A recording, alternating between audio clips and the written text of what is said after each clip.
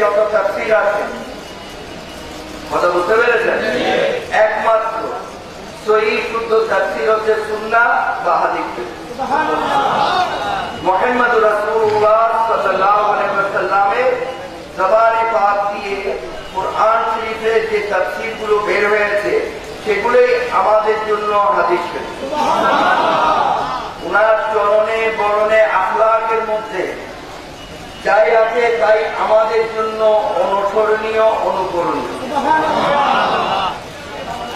এবং আল্লাহ রাসূলের জীবনী হচ্ছে আমাদের কোরআন সুন্নাহ, যার জন্য আল্লাহ রাসূল হচ্ছেন সাহেবে কোরআন,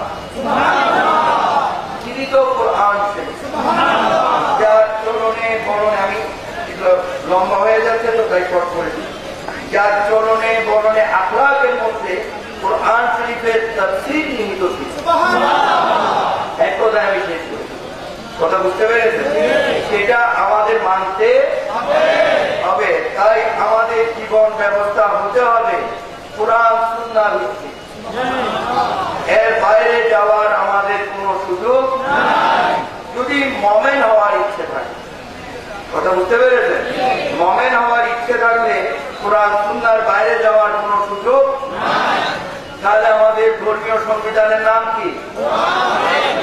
কোরআন শরীফ। আমাদের জীবন ব্যবস্থা হতে হবে কোরআন সুন্নাহ ভিত্তিক।